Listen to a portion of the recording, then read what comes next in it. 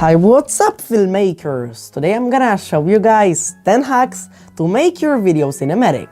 These techniques are really easy and can really improve your video. I always use those tips when I make my videos, but anyway, let's start. First goes the background blur.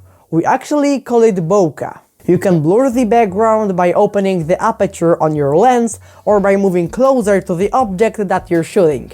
If the aperture is lower, more bokeh is going on. Background blur helps to draw attention to the right object and makes the character isolated from the background.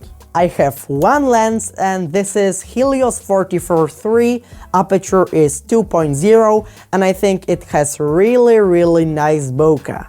In the movies that you watch in cinema, they usually bring attention to the object by blurring the background. Really basic thing. Different shoot angles and lengths. Long shot. Movies usually start with this shot. Long shot shows what's happening, shows the situation. Full shot shows the scene more precisely. It's a little bit closer than a long shot. Sometimes it's a second shot in the movie. Medium shot shows the character and shows what's happening. It's not a detailed shot but usually shows something important. Close up sometimes shows the character's face or something that is held by the character. Extreme close-up shows emotion and emphasizes a small area on the subject. You can use it when you wanna show emotions. Steady shooting. In the movies that you watch in cinema, they usually use some expensive gear to stabilize their shot. But if you're making your own short film, you can use some really simple things like your camera strap, for example, or a tripod. This can give you really awesome results. You can also shoot at a lower focal length to get more steady shot. And then try to stabilize it in the post-production, for example, warp stabilizer in Premiere Pro. Play with lighting. Use RGB lamps, use soft lighting, for example the softbox, and just play with it. Try to make it better and better. For example, I actually use some colored paper with a desk lamp to get some colored RGB lighting, right? The color grading is really important. Try to shoot flat for greater color grading, I mean low contrast and low saturation. There's so many flat profiles like S-Log, V-Log, C-Log and a few more. If I grade my flat profile footage, I play with the color correction first, then I go with some LUTs. If you wanna draw the viewer to your movie, you can use some colors like blue, red and green depending on mood in your movie. For example, you can use some blue colors if you're shooting the evening scene or a night scene. It can be also a dark shot and can be also a bright shot. Choose the best one for your scene. Let's take a look for two shots. First is a flat profile shot without any color correction and without any color grading. And this is the shot with color correction and with color grading. Movie without color grading cannot exist. See?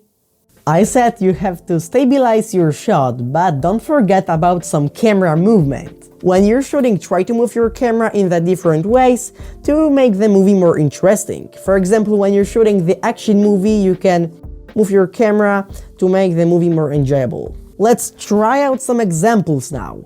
This is a really boring shot without any camera movement. Let's add some camera movement now.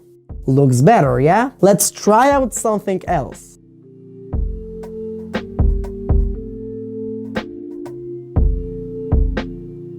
Shoot slow motion. You can use some slow motion if you're making a fast running scene, for example, or any other scene with a quick camera movement. Slow motion is used pretty often in some movies that you watch in cinema or in the television. And of course, here you got 25 FPS short clip and this is 50 FPS short clip slowed down to 25 FPS. Looks so much better, yeah?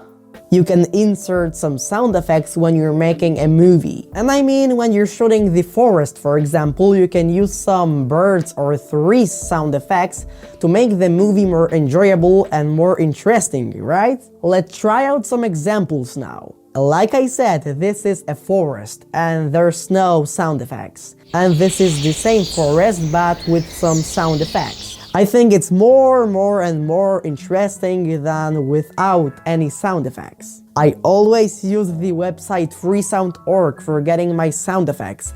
It's completely free and I think this website is really nice. Let's compare two shots now and you'll hear that it's so much better.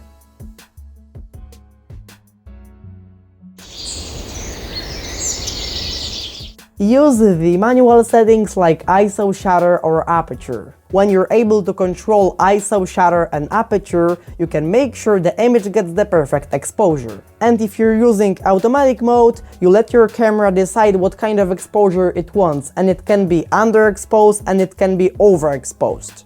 I have a dedicated video about this topic and you can just watch it here. Widescreen bars.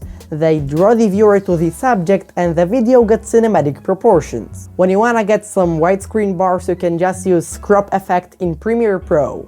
It looks pretty good, right? And this is the end of this video, guys. I hope you enjoyed and subscribe, like button, you know what to do. See you next time, guys.